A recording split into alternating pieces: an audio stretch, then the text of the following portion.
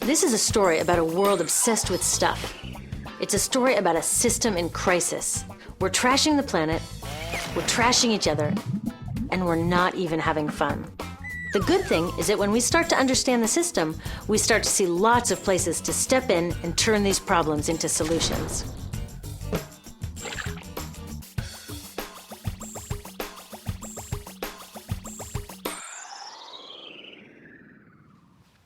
One of the problems with trying to use less stuff is that sometimes we feel like we really need it.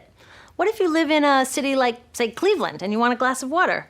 Are you going to take your chances and get it from the city tap? Or should you reach for a bottle of water that comes from the pristine rainforest of Fiji?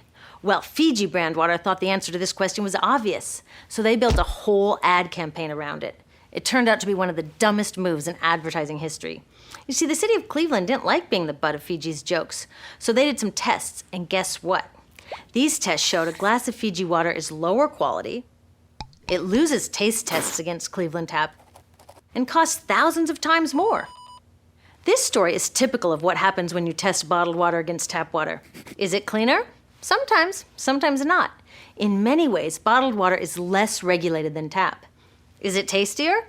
In taste tests across the country, people consistently choose tap over bottled water. These bottled water companies say they're just meeting consumer demand. But who would demand a less sustainable, less tasty, way more expensive product, especially one you can get for almost free in your kitchen? Bottled water costs about 2,000 times more than tap water. Can you imagine paying 2,000 times the price of anything else? How about a $10,000 sandwich? Yet people in the US buy more than 500 million bottles of water every week. That is enough to circle the globe more than 5 times. How did this come to be? Well, it all goes back to how our materials economy works, and one of its key drivers, which is known as manufactured demand. If companies want to keep growing, they have to keep selling more and more stuff. In the 1970s, giant soft drink companies got worried as they saw their growth projections starting to level off. There's only so much soda a person can drink.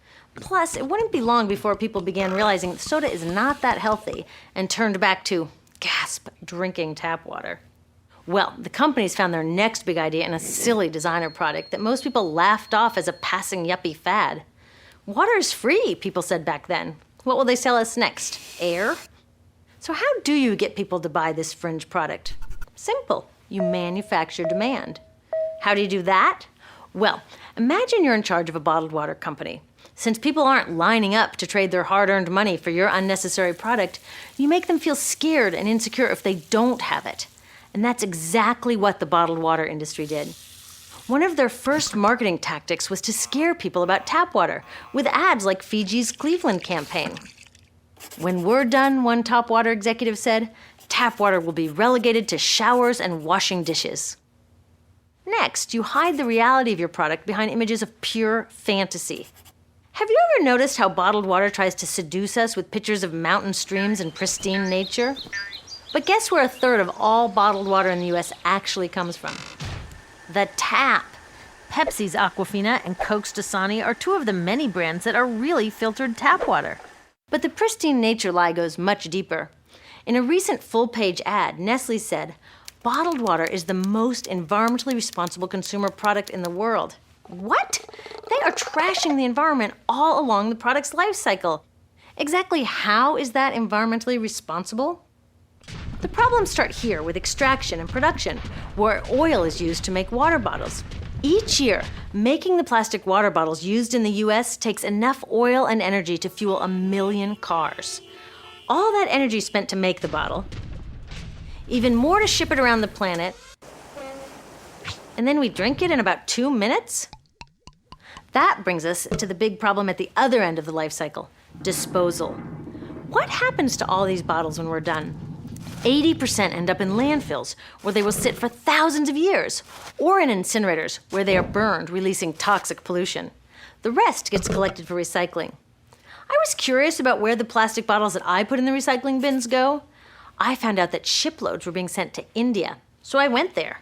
I will never forget riding over a hill outside Madras, where I came face to face with a mountain of plastic bottles from California. Now, real recycling would turn these bottles back into bottles. But that wasn't what was happening here.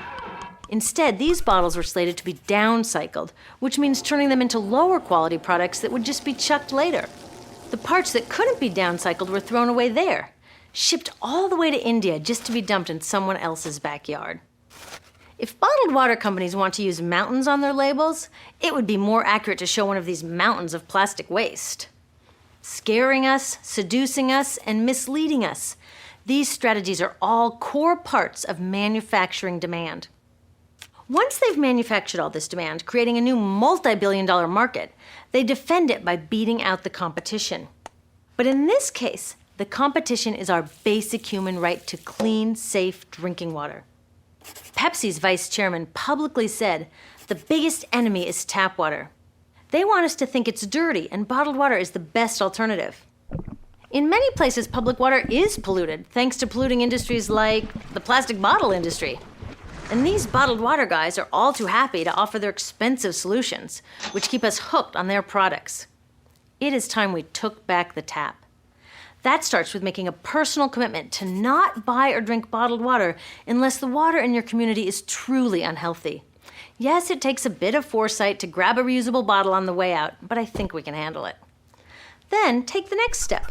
Join a campaign that's working for real solutions, like demanding investment in clean tap water for all. In the US, tap water is underfunded by $24 billion, partly because people believe drinking water only comes from a bottle.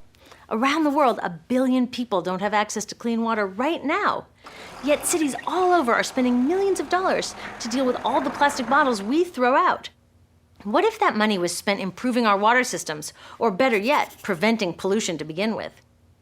There are many more things we can do to solve this problem. Lobby your city officials to bring back drinking fountains. Work to ban the purchase of bottled water by your school, your organization, or entire city.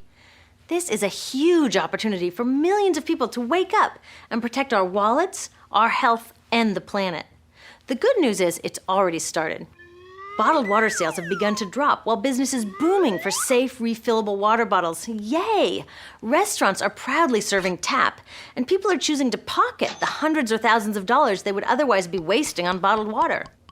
Carrying bottled water is on its way to being as cool as smoking while pregnant.